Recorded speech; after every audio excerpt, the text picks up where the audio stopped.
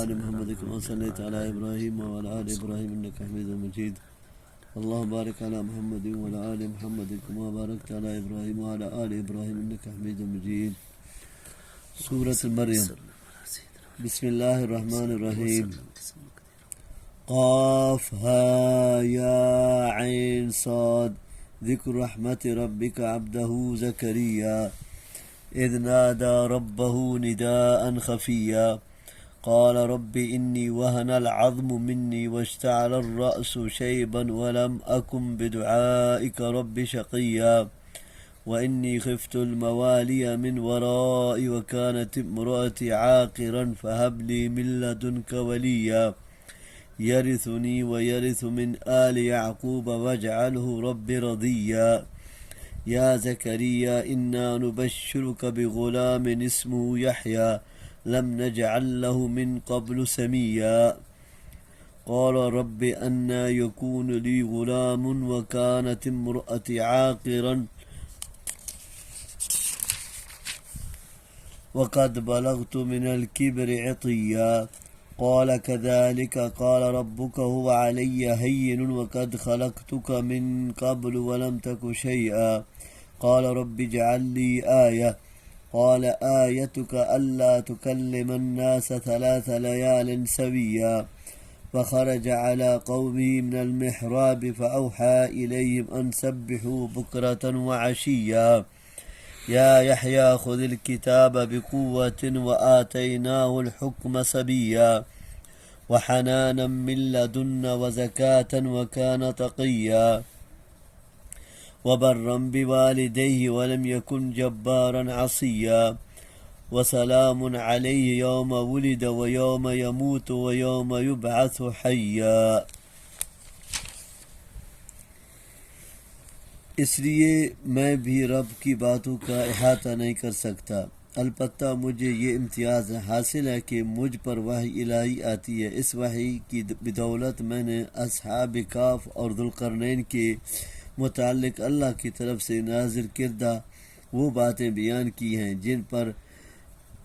جن پر مرور ایام کی تبیز تمہیں پڑی ہوئی تھی یا ان کی حقیقت افسانوں میں گم ہو گئی تھی.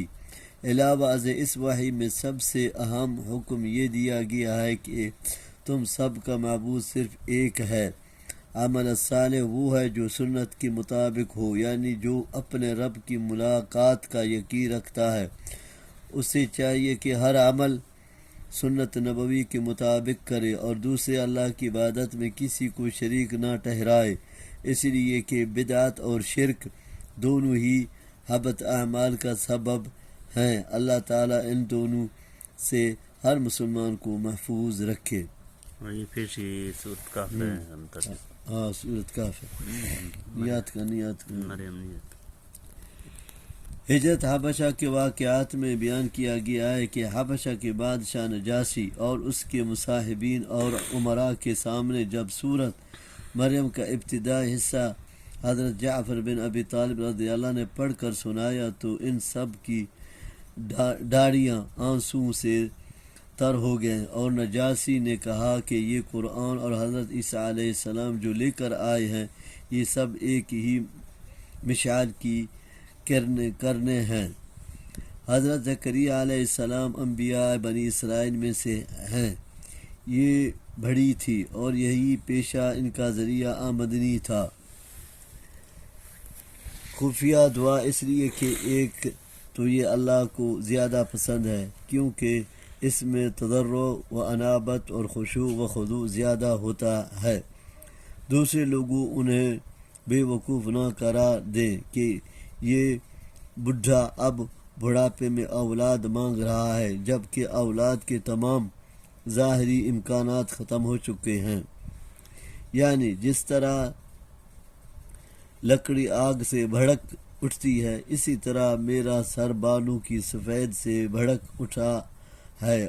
مراد ضعف اور کبر بڑھاپے کا اظہار ہے اور اسی لیے ظاہری اسباب کے فقدان کے باوجود تجھ سے اولاد مانگ رہا ہوں.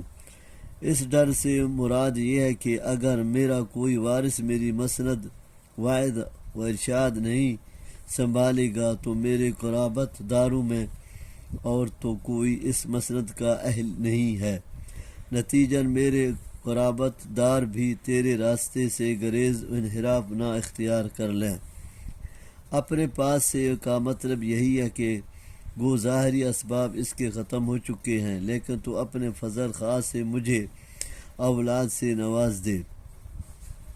اللہ تعالیٰ نے نہ صرف دعا قبول فرمائی بلکہ اس کا نام بھی تجویز فرما دیا۔ اور کسی نہ چینا اللہ سرطن چلو جوا تو بند کرتا غلام نسم یحییٰ ہاں ہاں لم نجعل من قبل سميع اولك هرچی پیغمبرات کان اور اولادات کان انہی مناو چیز اللہ سے لم سميع اور آئی کا مفان ٹھیک تھا ویرا دیم سے ہاں نہیں سمجھے نہیں سمجھے ہاں ہاں اور یہ دعات قبول فرمایا کہ بلکہ اس کا نام بھی تجویز فرما دیا۔ آخر اس عورت کو بھی کہتے ہیں جو بڑھاپے کی وجہ سے اولاد جنی کی صلاحیت سے محروم ہو چکی ہو، اور اس کو بھی کہتے ہیں جو شروع سے ہی بانجھ ہو، یہاں یہ دوسرے معنی میں ہی ہے۔ یہ لکڑی سوکھ جائے اسے عطیہ کہتے ہیں، مراد بڑھاپے کا آخری درجہ ہے جس میں ہڈیاں اکڑ جاتی ہیں۔ مطلب یہ ہے کہ میری بیوی تو جوانی سے ہی بانجھ ہے اور میں بڑھاپے کے انتہائی آخری درجے پر پہنچ چکا ہوں، اب اولاد کیسے ممکن ہے؟ کہا جاتا ہے کہ حضرت زکریا علیہ السلام کی اہلیہ کا نام اشع بنت فاقدون بن میل ہے اور یہ حضرت حنہ والدہ مریم کی بہن ہے، مریم گھار ہیں گھار ہاں اور یہ حضرت حنہ والدہ مریم کی بہن ہے۔ مریم ہے کسے ماں ہے کسے گھار ہے ہاں دو گھار ہاں کی بہن ہے، لیکن زیادہ صحیح قول یہ لگتا ہے کہ اشع بھی حضرت عمران کی دختر ہیں جو حضرت مریم کے والدہ تھے۔ یوں حضرت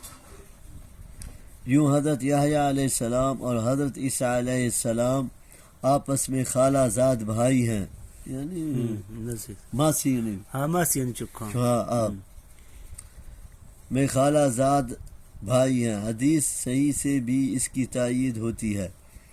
فرشتوں نے حضرت زکریا کا تعجب دور کرنے کے لیے کہا کہ اللہ تعالیٰ نے تجھے بیٹا دینے کا فیصلہ کر لیا ہے، جس کے مطابق یقیناً تجھے بیٹا ملے گا، اور یہ اللہ کے لیے قطعاً مشکل کام نہیں ہے، کیونکہ جب وہ تجھے نصیحت سے ہست کر سکتا ہے تو تجھے ظاہری اسباب سے ہٹ کر بیٹھا بھی دے سکتا ہے۔ راتوں سے مراد دن اور رات ہیں، اور سویہ کا مطلب ہے بالکل ٹھیک ٹھاک تندرست، یعنی ایسی کوئی بیماری نہیں ہوگی جو تجھے بولنے سے روک دے، لیکن اس کے باوجود تیری زبان سے گفتگو نہ ہو سکے تو سمجھ لینا کہ خوشخبری کے دن قریب آ گئے ہیں۔ محراب سے مراد وہ ہجرہ ہے جس میں وہ اللہ کی عبادت کرتے تھے۔ یہ حربن سے ہے جس کے معنی لڑائی کے ہیں۔ وہ عبادت گاہ میں رہ کر اللہ کی عبادت کرنا ایسی ہے گویا وہ شیطان سے لڑ رہا ہے۔ صبح و شام اللہ کی تسبیح سے مراد عصر اور فجر کی نماز ہے، یا یہ مطلب ہے کہ ان دو وقتوں میں اللہ کی تسبیح و تحمید اور تزیہ کا خصوصی اہتمام کرو۔ یعنی اللہ نے حضرت زکریا علیہ السلام کو یحییٰ علیہ السلام عطا فرمائے، اور جب وہ کچھ بڑا ہوا گو ابھی بچہ ہی تھا، اسے اللہ نے کتاب کو مضبوط سے پکڑنے یعنی اس پر عمل کرنے کا حکم دیا۔ کتاب سے مراد تورات ہے یا ان پر مخصوص نازل کردہ کوئی کتاب ہے جس کا اب ہمیں علم نہیں۔ حکم سے مراد دانائی، عقل، شعور، کتاب میں درج احکام دینیہ کی سمجھ، علم و عمل کی جامعت یا نبوت مراد ہے۔ امام شوکانی فرماتے ہیں کہ اس میں امر میں کوئی معنی نہیں ہے کہ حکم میں یہ ساری ہی چیزیں داخل ہوں۔ حنان، شفقت، مہربانی، یعنی ہم نے اس کو والدین اور اقربا پر شفقت و مہربانی کرنے کا جذبہ اور اسے نفس کی علاشوں اور گناہوں سے پاکیزگی و طہارت بھی عطا کی، یعنی اپنے ماں باپ کی یا اپنے رب کی نافرمانی کرنے والا نہیں تھا۔ اس کا مطلب یہ ہے کہ اگر کسی کے دل میں والدین کے لیے شفقت محبت کا اور ان کی اطاعت و خدمت اور حسن سلوک کا جذبہ اللہ تعالیٰ پیدا فرما دے تو یہ اس کا خاص فضل و کرم ہے، اور اس کے برعکس جذبہ یا رویہ یہ اللہ تعالیٰ کے فضل خاص سے محرومی کا نتیجہ ہے۔ 3 مواقع انسان کے لیے سخت وحشت ناک ہوتے ہیں۔ نمبر 1، جب انسان رحم مادر سے باہر آتا ہے۔ نمبر 2، جب موت کا شکنجہ اسے اپنی گرفت میں لیتا ہے۔ نمبر 3، اور جب اسے قبر سے زندہ کر کے اٹھایا جائے گا تو وہ اپنے کو میدان محشر کی ہولناکیوں میں کھڑا ہوا پائے گا۔ اللہ تعالیٰ نے فرمایا کہ ان تینوں جگہوں میں اس کے لیے ہماری طرف سے سلامتی اور امان ہے۔ بعد اہل بدعت اس آیت سے یوم ولادت پر عید میلاد کا جواز ثابت کرتے ہیں، لیکن کوئی ان سے پوچھے تو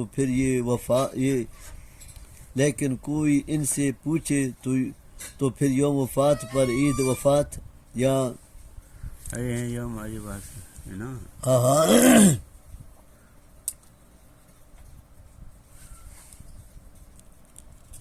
وسلام علیہ یوم ولد و یوم یموت و یوم یبعث حیا۔ این مریم گوشگی نه عیسی هرا عیسی عیسی ٹھیک ہے عیسی سلام یعنی اللہ سلام دادا راځي د سګستا ته چونی و دلیل پیش کړو۔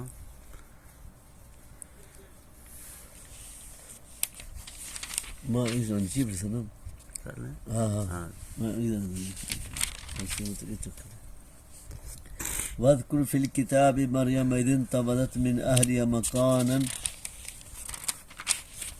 مكانا شرقيا فاتخذت من دونهم حجابا فأرسلنا إليها روحنا فتمثل لها بشرا سويا قالت إني أعوذ بالرحمن منك إن كنت تقيا قال إنما أنا رسول ربك لأهب لك غلاما زكيا قالت أنى يكون لي غلام ولم يمسسني بشر ولم أك بغيا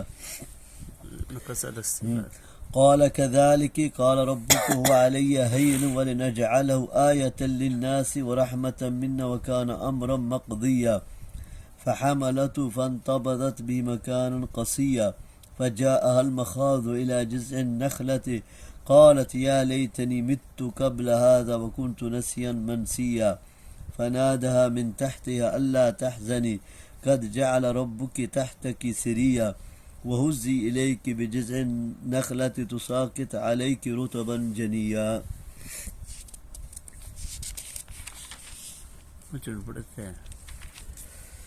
یا عید ممات بھی منافی ضروری ہوئی، کیونکہ جس طرح یوم ولادت کے لیے سلام ہے یوم وفات کے لیے بھی سلام ہے۔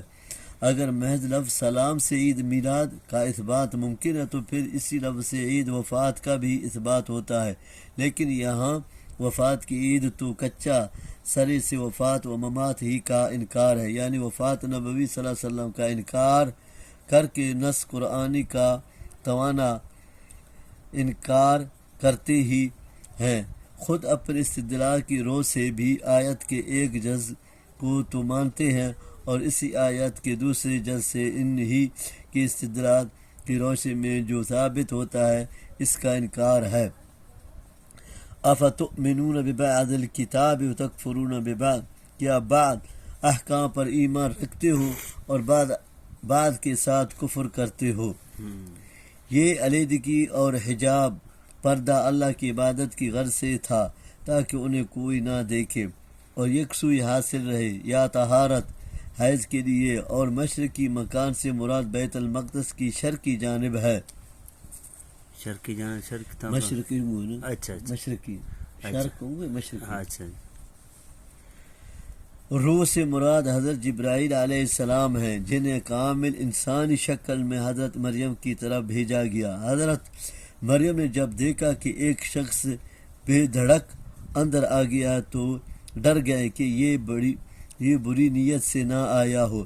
حضرت جبرائیل علیہ السلام نے کہا میں وہ نہیں ہوں جو تم گمان کر رہی ہے، بلکہ تیرے رب کا قاصد ہوں اور یہ خوشخبری دینے آیا ہوں کہ اللہ تعالیٰ تجھے لڑکا عطا فرمائے گا۔ بعض قراءتوں میں لہیب صیغہ غائب ہے، متکلم کا صیغہ جو موجودہ قراءت میں ہے، اس لیے بولا کہ ظاہری اسباب کے لحاظ سے حضرت جبرائیل علیہ السلام نے ان کے گریبان میں پھونک ماری تھی، جس سے بإذن اللہ ان کو حمل ٹھہر گیا تھا، اس لیے ہبہ کا انتصاب اپنی طرف کر لیا۔ یا یہ بھی ہو سکتا ہے کہ اللہ تعالیٰ ہی کا قول ہو اور یہاں حکایت نقل ہوا ہو۔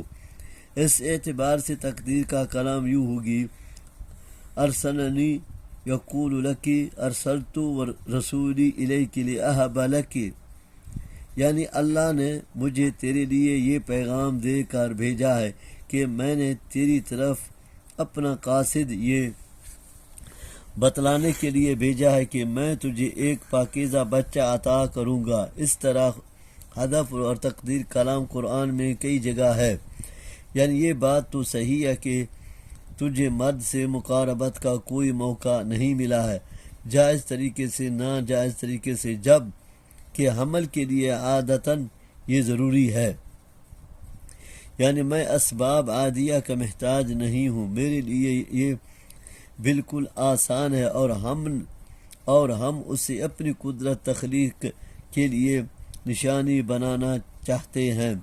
اس سے قبل ہم نے تمہارے باپ آدم کو مرد اور عورت کے بغیر اور تمہاری ماں حوا کو صرف مرد سے پیدا کیا، اور اب عیسیٰ علیہ السلام کو پیدا کر کے چوتھی شکل میں بھی پیدا کرنے پر اپنی قدرت کا اظہار کرنا چاہتے ہیں، اور وہ ہے صرف عورت کے بطن سے بغیر مرد کے پیدا کر دینا۔ ہم تخلیق کی چاروں صورتوں پر قادر ہیں۔ اس سے مراد نبوت ہے جو اللہ کی رحمت خاص ہے، اور ان کے لیے بھی جو اس نبوت پر ایمان لائیں گے۔ یہ اسی کلام کا تمتع ہے جو جبرائیل علیہ السلام نے اللہ کی طرف سے نقل کیا ہے، یعنی یہ اعجازی تخلیق تو اللہ کے علم اور اس کی قدرت و مشیت میں مقدر ہے۔ موت کی آرزو اس ڈر سے کہ یہ میں بچے کے مسئلے پر لوگوں کو کس طرح مطمئن کر سکوں گی جبکہ میری بات کی کوئی تصدیق کرنے کے لیے تیار نہیں ہوگا، اور یہ تصور بھی روح فرساتا تھا کہ کہاں میری شہرت ایک عابدہ و زاہدہ کے طور پر ہے اور اس کے بعد لوگوں کی نظروں میں بدکار ٹھہروں گی۔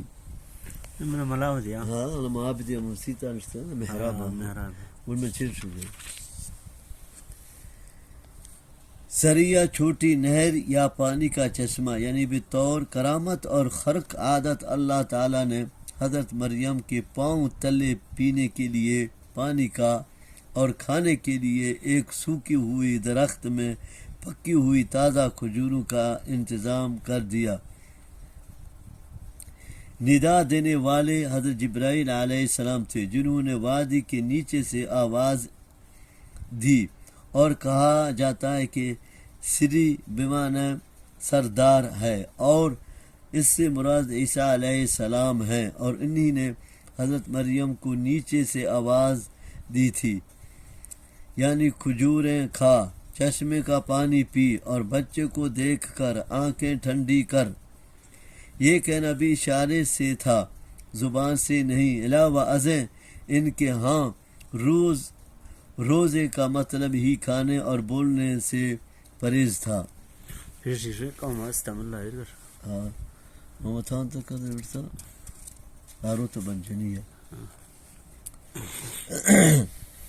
فكلي واشربي وقري عينا فإما ترين من البشر أحدا فقولي إني نذرت للرحمن صوما فلن أكلم اليوم إنسيا فأتت به قوم تحمل قال يا مريم لقد جئت شيئا فريا يا أخت هارون ما كان أبوك امرأ سوء وما كانت أمك بغيا فأشارت إليه قالوا كيف نكلم من كان في المهد سبيا قال إني عبد الله آتني الكتاب وجعلني نبيا وجعلني مباركا أينما كنت وأوصاني بالصلاة والزكاة ما دمت حيا وبرا بوالدتي ولم يجعلني جبارا شقيا والسلام علي يوم ولدت ويوم أموت ويوم أبعث حيا ذلك عيسى ابن مريم قول الحق الذي فيه يمترون ما كان لله أن يتخذ من ولد سبحانه إذا قضى أمرا فإنما يقول له كن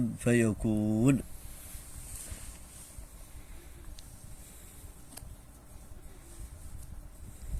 ہارون سے مراد ممکن ہے ان کا کوئی عینی یا اللہتی بھائی ہو، یہ بھی ممکن ہے ہارون سے مراد ہارون رسول برادر موسیٰ علیہ السلام ہی ہوں، اور ربو کی طرح ان کی نسبت اخوت ہارون کی طرف کر دی، جیسے کہا جاتا ہے یا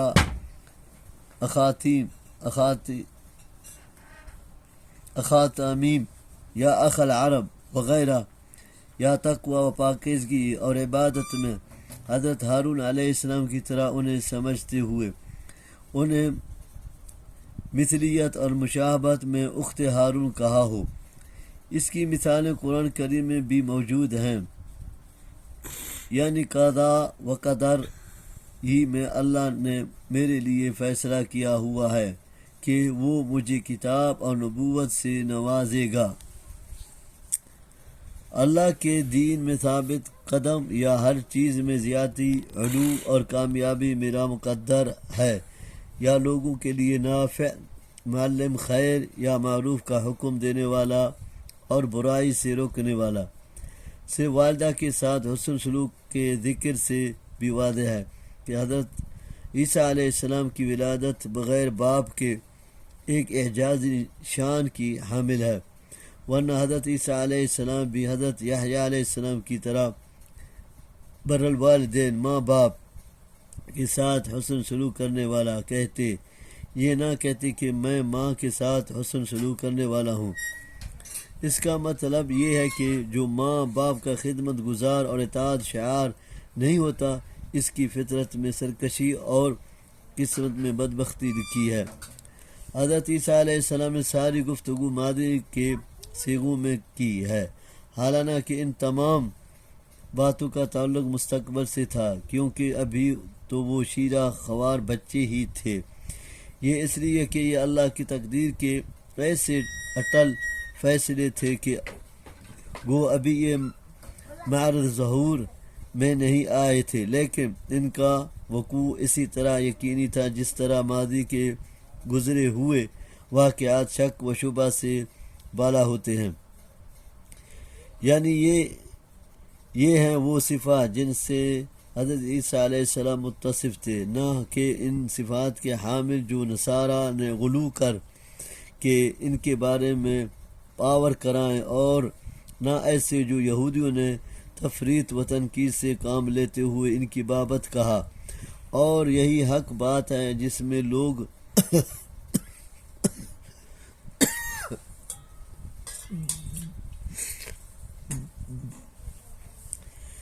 لوگ خواہ مخواہ شک کرتے ہیں۔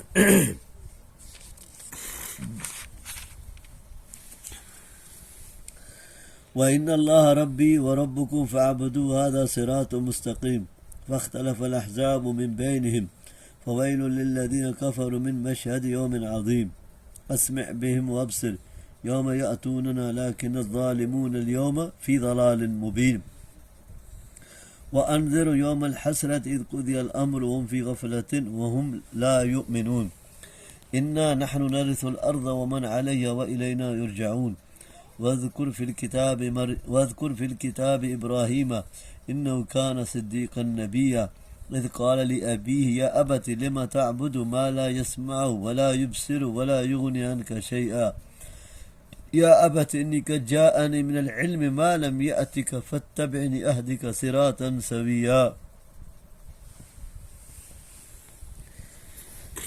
جس اللہ کی یہ شان اور قدرت ہو اس سے بھلا اولاد کی کیا ضرورت ہے، اور اسی طرح اس کے لیے بغیر باپ کے پیدا کر دینا کون سا مشکل امر ہے.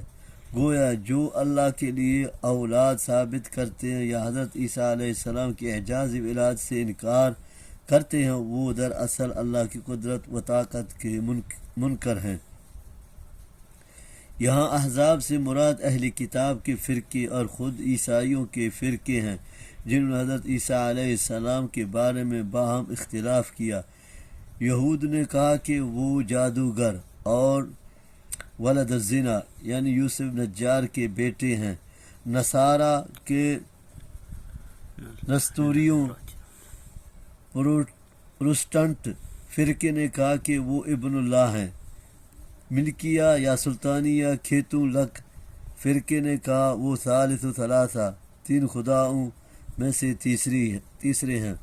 اور تیسرے فرقے نے یعقوبیہ آرتھوڈکس نے کہا وہ اللہ ہیں.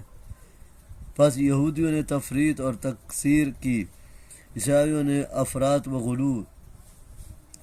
ان کافروں کے لیے جنہوں نے عیسیٰ علیہ السلام کے بارے میں اس طرح اختلاف اور افراط و تفریط کا ارتکاب کیا، قیامت والے دن جب وہاں حاضر ہوں گے ہلاکت ہے.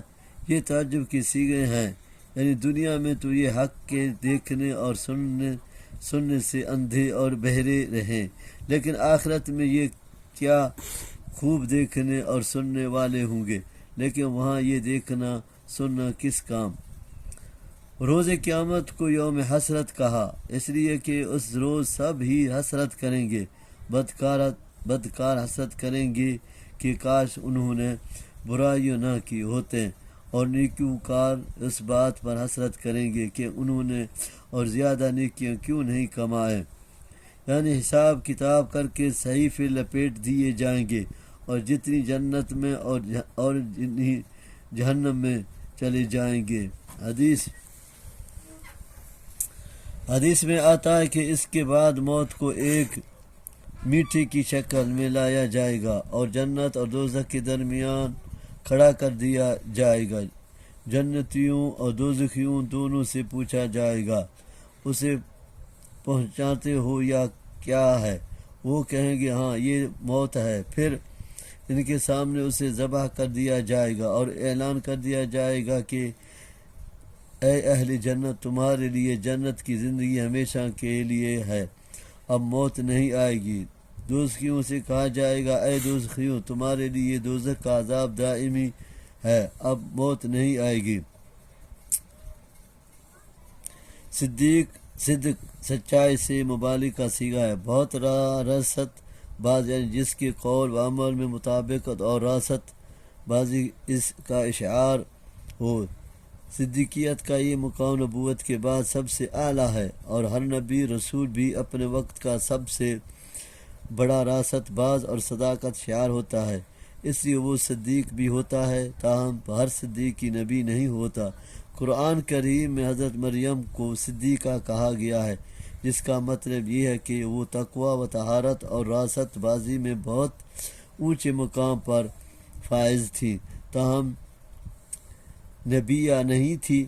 امت محمدیہ میں بھی صدیقین ہیں، اور ان میں سیر فہرست حضرت ابوبکر صدیق رضی اللہ ہیں، جو انبیاء کے بعد امت میں خیر البشر تسلیم کیے گئے ہیں رضی اللہ عنہ، جس سے مجھے اللہ کی معرفت اور اس کا یقین حاصل ہو، بعث بعد الموت اور غیر اللہ کے پجاریوں کے لیے دائمی عذاب کا علم ہوا.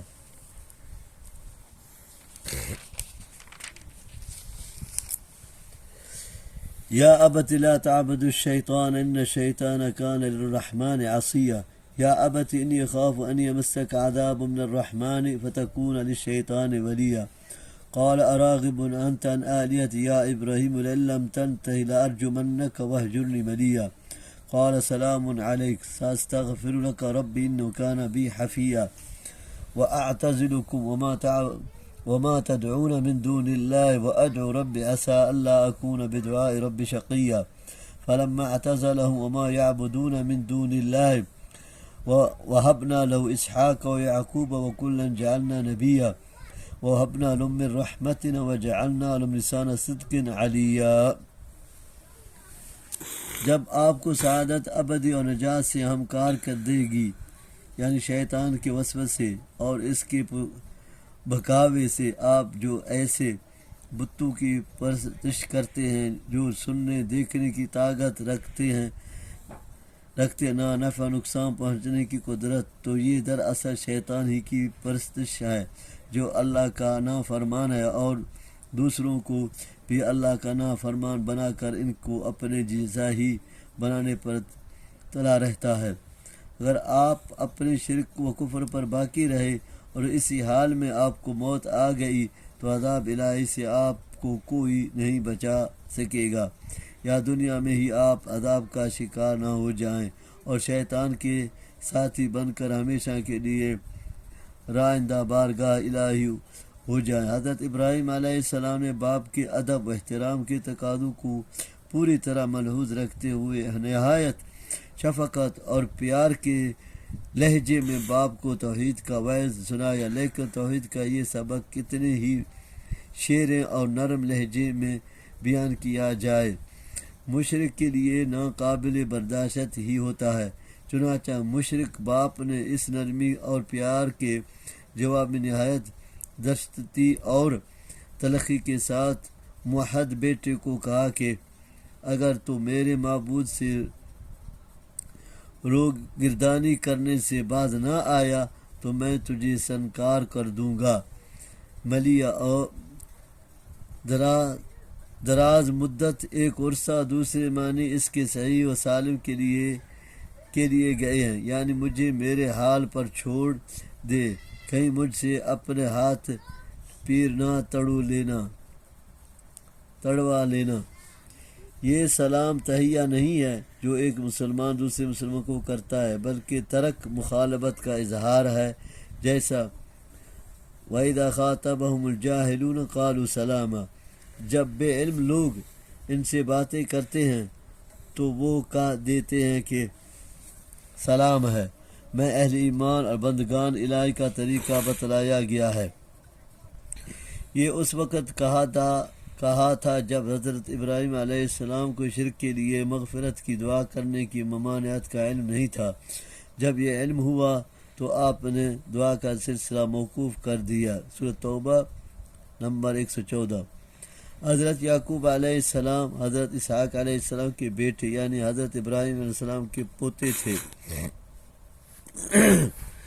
اللہ تعالیٰ نے ان کا ذکر بھی بیٹی کے ساتھ اور بیٹی ہی کی طرح کیا. مطلب یہ کہ جب ابراہیم علیہ السلام توحید الہی کی خاطر باپ کو، گھر کو اور اپنے وطن مألوف کو چھوڑ کر دیا قدس کی طرف ہجرت کر گئے تو ہم نے انہیں اسحاق و یعقوب علیہ السلام سے نوازا تاکہ ان کی انس و محبت باپ کی جدائی کا صدمہ بھلا دے. یا نبوت کے علاوہ بھی اور بہت سی رحمتیں ہم نے انہیں عطا کے، مثلا مال، مزید اولاد اور پھر اس سلسلہ نسب میں عرصہ دراز تک نبوت کے سلسلے کو جاری رکھنا. یہ سب سے بڑی رحمت تھی جو ان پر ہوئی. اسی لیے حضرت ابراہیم علیہ السلام ابو الانبیاء کہلاتے ہیں. لسان صدق سے مراد ثناء حسن اور ذکر جمیل ہے. لسان کی اضافت صدق کی طرف کی اور پھر اس کا وصف علو بیان کیا، جس سے اس طرح اشارہ کر دیا کہ بندوں کی زبانوں پر جو ان کا ذکر جمیل رہتا ہے تو وہ واقعی اس کے مستحق ہیں. چنانچہ دیکھ لیجئے کہ تمام ادیان سماویہ کو ماننے والے بلکہ مشرکین بھی حضرت ابراہیم علیہ السلام اور ان کی اولاد کا تذکرہ. واذکر فی الکتاب موسیٰ انہ کان مخلصا وکان رسولا نبیا ونادیناہ من جانب الطور الایمن وقربناہ نجیا ووہبنا لہ من رحمتنا اخاہ ہارون نبیا واذكر في الكتاب إسماعيل إنه كان صادق الوعد وكان رسولا نبيا وكان يأمر أهله بالصلاة والزكاة وكان عند ربه مرضيا واذكر في الكتاب إدريس إنه كان صديقا نبيا ورفعناه مكانا عليا أولئك الذين أنعم الله عليهم من النبيين من ذرية آدم وممن حملنا مع نوح ومن ذرية إبراهيم وإسرائيل وممن هدينا واجتبينا إذا تتلى عليهم آيات الرحمن خروا سجدا وبكيا فخلف من بعد خلف أضاعوا الصلاة واتبعوا الشهوات فسوف يلقون غيا إلا من تاب وآمن وعمل صالحا فأولئك يدخلون الجنة ولا يظلمون شيئا. بڑے اچھے الفاظ میں اور نہایت ادب و احترام سے کرتے ہیں. یہ نبوت و اولاد کے بعد ایک اور انعام ہے جو ہجرت فی سبیل اللہ کی وجہ سے انہیں حاصل ہوا. مخلص، مصطفیٰ، مجتبی اور مختار چاروں الفاظ کا مفہوم ایک ہے. رسالت و پیمابری کے لیے چنا ہوا. پسندیدہ شخص رسول بمعنی مرسل ہے، بھیجا ہوا، اور نبی کے معنی اللہ کا پیغام لوگوں کو سنانے والا یا وحی الہی کی خبر دینے والا. تاہم مفہوم دونوں کا ایک ہے کہ اللہ جس بندے کو لوگوں کی ہدایت اور رہنمائی کے لیے چن لیتا ہے اور اسے اپنی وحی سے نوازاتا ہے اسے رسول اور نبی کہا جاتا ہے. زمانہ قدیم سے اہل علم میں ایک بحث یہ چل آ رہی ہے کہ آیا ان دونوں میں فرق ہے یا نہیں، اگر ہے تو وہ کیا ہے. فرق کرنے والا بالعموم کہتے ہیں کہ صاحب شریعت یا صاحب کتاب کو رسول اور نبی کہا جاتا ہے، اور جو پیغمبر اپنے سابقہ پیغمبر کی کتاب یا شریعت کے مطابق ہی لوگوں کو اللہ کا پیغام پہنچاتا رہا وہ صرف نبی ہے، رسول نہیں. تاہم قرآن کریم میں ان کا اطلاق ایک دوسرے پر بھی ہوا ہے اور بعض جگہ متقابل بھی آئے ہیں. مثلا سورۃ حج آیت 52 میں حضرت ادریس علیہ السلام کہتے ہیں کہ حضرت آدم علیہ السلام کے بعد پہلے نبی تھے، اور حضرت نوح علیہ السلام کے صاحب شریعت یا صاحب کتاب کو رسول اور نبی کہا جاتا ہے، اور جو پیغمبر اپنے سابق پیغمبر کی کتاب یا شریعت کے مطابق ہی لوگوں کو اللہ کا پیغام پہنچتا رہا وہ صرف نبی ہیں. اور نبی اور چھتا اور نکتانوں صرف 10 سال کے تھا سمجھے اور نبی ہے، رسول نہیں ہے. سمجھے کتاب رسول. تاہم قرآن کریم میں ان کا اطلاق ایک دوسرے پر بھی ہوا ہے اور بعض جگہ متقابل بھی آئے ہیں. مثلا سورۃ حج آیت 52 میں حضرت ادریس علیہ السلام کہتے ہیں کہ حضرت آدم علیہ السلام کے بعد پہلے نبی تھے، یعنی نبی ہے. اور حضرت ہود علیہ السلام کے یا ان کے والد کے دادا تھے، انہوں نے ہی سب سے پہلے کپڑے سیے. رفعت مکان سے کیا مراد ہے؟ بعض مفسرین نے اس کا مفہوم رفع الی السماء سمجھا ہے کہ حضرت عیسیٰ علیہ السلام کی طرح انہیں بھی آسمان پر اٹھا لیا گیا. ایت اللہ خیر سے ہاں یہ ادریس پورا ادھر کرونا واد ہچی نے. لیکن قرآن کے الفاظ اس مفہوم کے لیے صریح نہیں ہیں اور کسی صحیح حدیث میں بھی یہ بیان نہیں ہوا. البتہ اسرائیلی روایات میں ان کے آسمان پر اٹھائے جانے کا ذکر ملتا ہے جو اس مفہوم کی اس بات کے لیے کافی نہیں. اس لیے زیادہ صحیح بات یہی معلوم ہوتی ہے کہ اس سے مراد مترتب کی وہ بلندی ہے جو نبوت سے سرفراز کر کے انہیں عطا کی گئی. واللہ اعلم. گویا اللہ کی آیات کو سن کر رقت اور بکا کی کیفیت کا طاری ہوا جانا اور عظمت الہی کے آگے سجدہ ریزہ ہو جانا بندگان الہی کی خاص علامت ہے. سجدہ تلاوت کی مسنون دعا یہ ہے: سجد وجہی للذی خلق وصور وشق وسمع وبصر بحولہ وقوتہ. ابو داود ترمذی نسائی بحوالہ مشکوہ باب سجود قرآن. بعض روایات میں اضافہ ہے فتبارک اللہ احسن الخالقین. انعام یا فتح بندگان الہی کا تذکرہ کرنے کے بعد ان لوگوں کا ذکر کیا جا رہا ہے جو ان کے برعکس اللہ کے احکام سے غفلت و اعراض کرنے والے ہیں۔ نماز کے ضائع کرنے سے مراد یا تو بالکیہ نماز کا ترک ہے جو کفر ہے، یا ان کے اوقات کو ضائع کرنا ہے، یعنی وقت پر نماز نہ پڑھنا، جب جی چاہے نماز پڑھ لی، یا بلا عذر اکٹھی کر کے پڑھنا، یا کبھی 2 کبھی 4 کبھی 1 اور کبھی 5 نمازیں، یہ بھی تمام صورتیں نماز کو ضائع کرنے کی ہیں، جس کا مرتکب سخت گناہ گار اور آیت میں بیان کردہ وعید کا سزا وار ہو سکتا ہے۔ غیہ کے معنی ہلاکت انجام بد کے ہیں، وہی آیت ہے، وہی ہے۔ یا جہنم کی ایک وادی کا نام ہے، یعنی جو توبہ کر کے ترک صلوات اور اتباع شہوات سے باز آ جائے اور ایمان و عمل صالح کا تقاضوں کا اہتمام کر لیں۔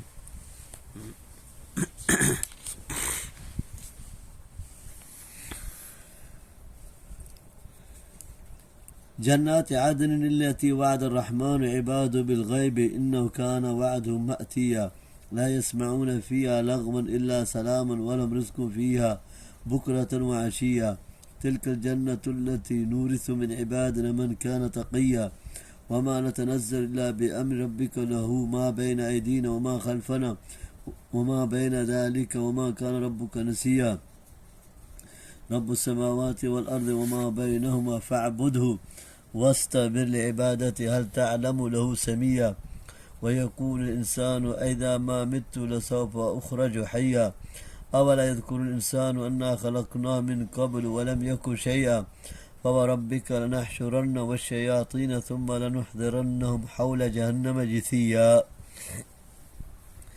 تو ایسے لوگ کو مذکورہ انجام بد سے محفوظ اور جنت کی مستحق ہوں گے، یعنی یہ ان کے ایمان و یقین کی پختگی ہے کہ انہوں نے جنت کو دیکھا بھی نہیں، صرف اللہ کے غائبانہ وعدے پر ہی اس کے حصول کے لیے ایمان و تقوی کا راستہ اختیار کیا، یعنی فرشتے بھی انہیں ہر طرف سے سلام کریں گے اور اہل جنت بھی آپس میں ایک دوسرے کو کثرت سے سلام کیا کریں گے۔ امام احمد نے اس کی تفسیر میں کہا کہ جنت میں رات اور دن نہیں ہوں گے، صرف اجالا ہی اجالا اور روشنی ہی روشنی ہوگی۔ حدیث میں ہے جنت میں داخل ہونے والے پہلے گروہ کی شکلیں 14ویں رات کے چاند کی طرح ہوں گی، وہاں انہیں تھوک آئے گا، نہ ریت اور نہ بول ابراز، ان کے برتن اور کھنکیاں سونے کی ہوں گی، ان کا بخور خوشبودار لکڑی ہوگی، ان کا پسینہ کستوری کی طرح ہوگا، ہر جنت کی 2 بیویاں ہوں گی، ان کی پنڈلیوں کا گودان ان کے گوشت کے پیچھے سے نظر آئے گا، ان کے حسن و جمال کی وجہ سے ان میں باہم بغض اور اختلاف نہیں ہوگا، ان کے دل ایک دل کی طرح ہوں گی، صبح و شام اللہ کی تسبیح کریں گے۔ نبی صلی اللہ علیہ وسلم نے ایک مرتبہ جبریل علیہ السلام سے زیادہ اور جلدی ملاقات کی خواہش ظاہر فرمائی، جس پر یہ آیت اتری۔ ہاں سورۃ مریم۔ یعنی نہیں ہے جب اس کی مثل کوئی اور نہیں تو پھر عبادت بھی کسی اور کی جائز نہیں۔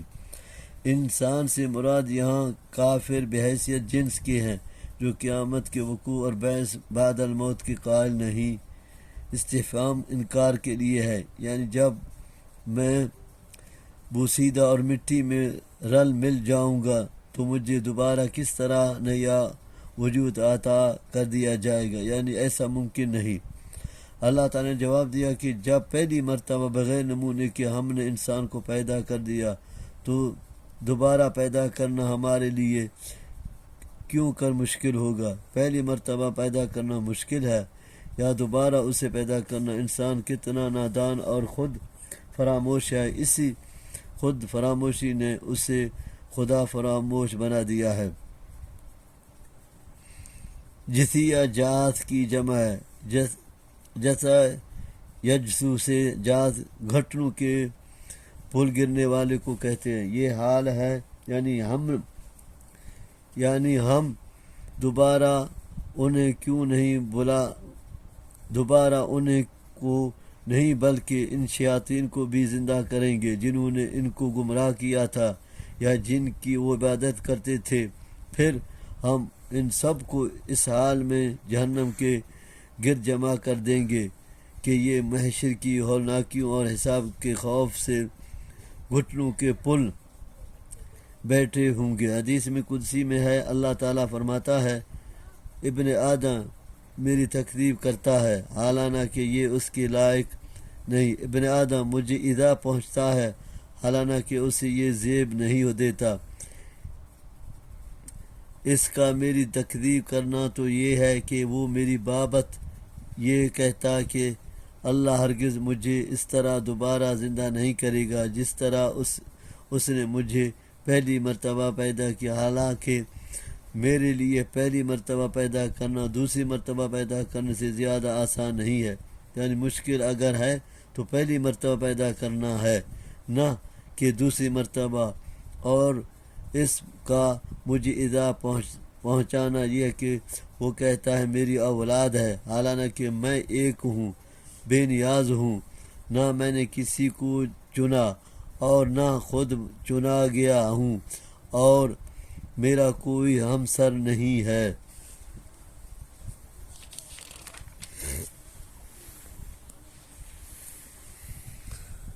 ثم لننزعن من كل شيعة أيهم أشد على الرحمن عطيا ثم لنحن أعلم بالذي هم أولى بها صليا وإن منكم إلا واردها كان على ربك حتما مقضيا ثم ننجي الذين اتقوا ونذر الظالمين فيها جثيا وإذا تتلى عليهم آياتنا بينات قال الذين كفروا للذين آمنوا أي الفريقين خير مقاما وأحسن نديا وكم أهلكنا قبلهم من قرن هم أحسن أثاثا ورئيا قل من كان في الضلالة فليمدد له الرحمن مدا حتى إذا رأوا ما يوعدون إما العذاب وإما الساعة فسيعلمون من هو شر مكانا وأضعف جندا ويزيد الله الذين اهتدوا هدى والباقيات الصالحات خير عند ربك ثوابا وخير مردا أفرأيت الذي كفر بآياته وقال أوتين مالا وولدا۔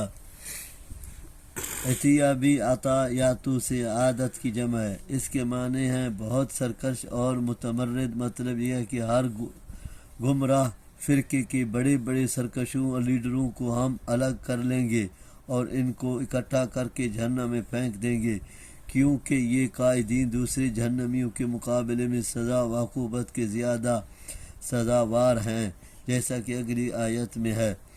سریہ مصدر سمائی ہے، صلی یصلی کا معنی ہے داخل ہونا، یعنی جہنم میں داخل ہونے، اور اس میں جلنے کے کون زیادہ مستحق ہیں ہم ان کو خوب جانتے ہیں۔ اس کی تفسیر صحیح حدیث میں اس طرح بیان کی گئی ہے کہ جہنم کے اوپر پل بنایا جائے گا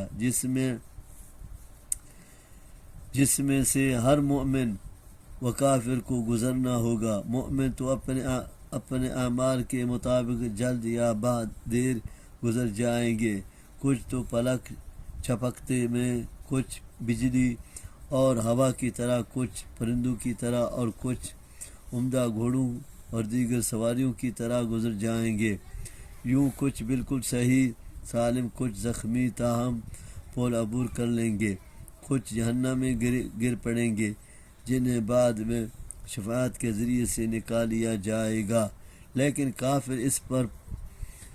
کافر اس پل کو عبور کرنے میں کامیاب نہیں ہوں گے اور سب جہنم میں گر پڑیں گے۔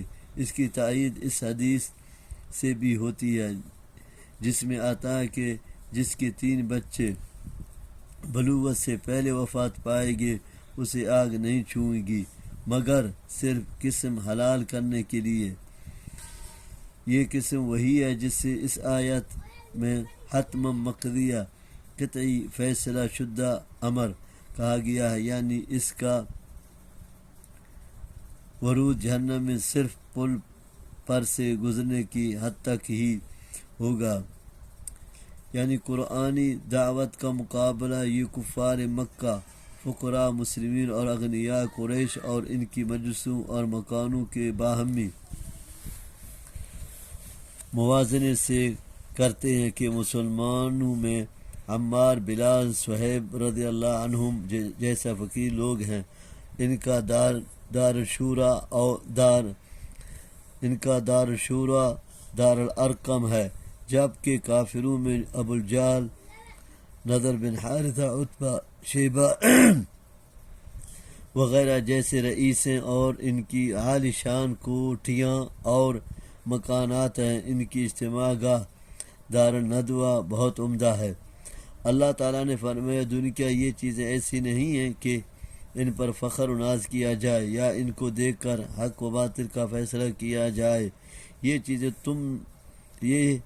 چیزیں تو تم سے پہلی امتوں کے پاس تھیں، لیکن تکذیب حق کی پاداش میں انہیں ہلاک کر دیا گیا۔ دنیا کا یہ مال و اسباب انہیں اللہ کے عذاب سے نہیں بچا سکا۔ علاوہ ازیں یہ چیزیں گمراہوں اور کافروں کو مہلت کے طور پر بھی ملتی ہیں، اس لیے یہ کوئی معیار نہیں۔ اصل اچھے برے کا پتہ تو اس وقت چلے گا جب مہلت عمل ختم ہو جائے گی اور اللہ کا عذاب انہیں گھیرے گا یا قیامت پر ہو جائے گی، لیکن اس وقت کا علم کوئی فائدہ نہیں دے گا، کیونکہ وہاں ازالے اور تدارک کی کوئی صورت نہیں ہوگی۔ اس میں ایک دوسرے اصول کا ذکر ہے کہ جس طرح قرآن سے جن کے دلوں میں کفر و شرک اور ضلالت کا روک ہے، ان کی شقاوت و ضلالت میں اور اضافہ ہو جاتا ہے، اسی طرح اہل ایمان کے دل ایمان و ہدایت میں اور پختہ ہو جاتے ہیں۔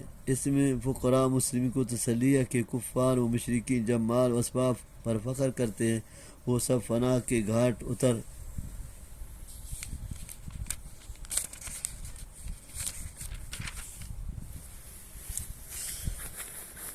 اطلع الغیب ام اتخذ عند الرحمن عهدا كلا سنكتب ما يقول ونمد له من العذاب مدا ونرث ما يقول ويأتينا فردا واتخذوا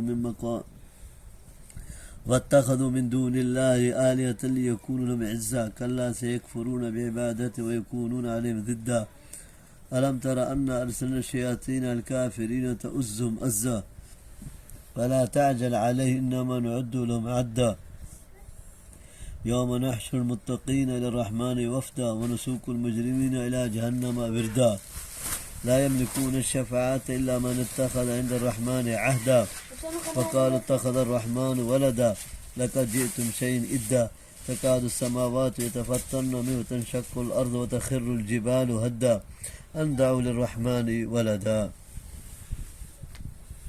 جانگی اور تم جو نیک اعمال کرتے ہو یہ ہمیشہ باقی رہنے والے ہیں، جن کا اجر و ثواب تمہیں اپنے رب کے ہاں ملے گا اور ان کا بہترین صلہ اور نفع تمہاری طرف لوٹے گا۔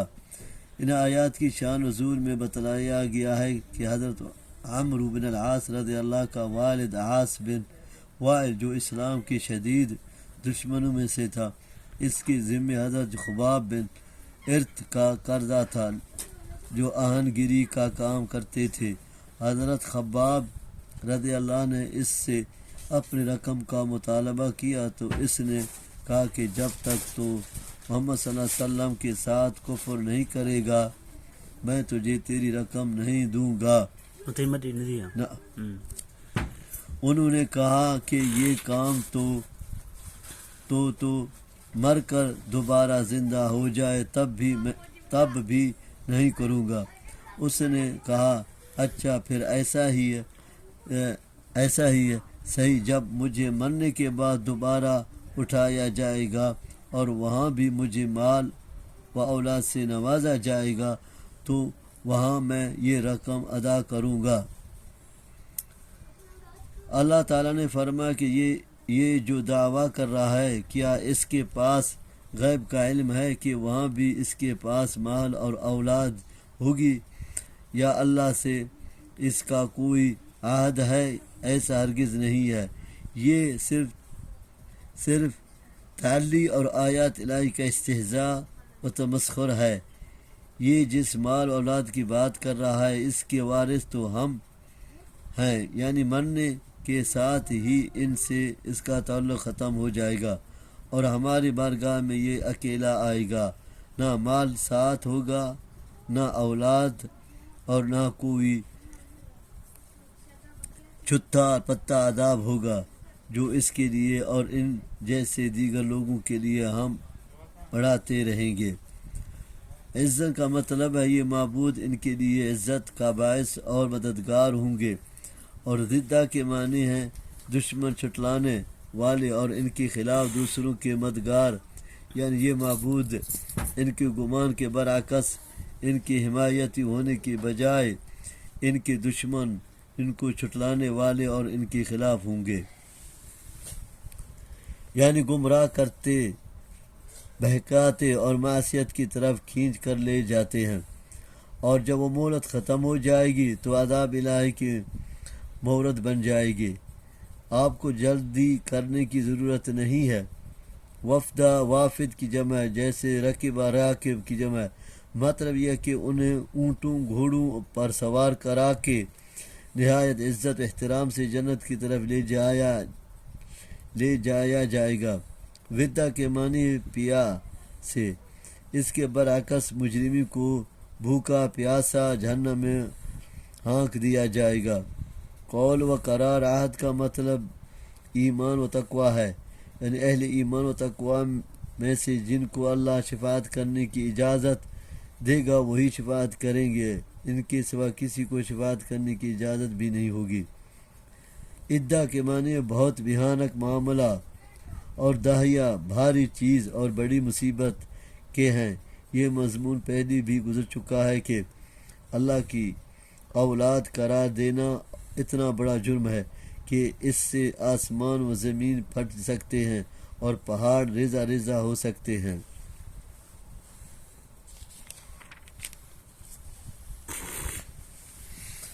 وما ينبغي للرحمن أن يتخذ ولدا إن كل من في السماوات والأرض إلا آتي الرحمن عبدا لقد أحصاهم وعدهم عدا وكلهم آتي يوم القيامة فردا إن الذين آمنوا وعملوا الصالحات سيجعل لهم الرحمن ودا فإنما يسرنا بلسانك لتبشر به المتقين وتنذر به قوما لدا وكم أهلكنا قبلهم من قرن هل تحس منهم من أحد اور تسمع لهم رکزا۔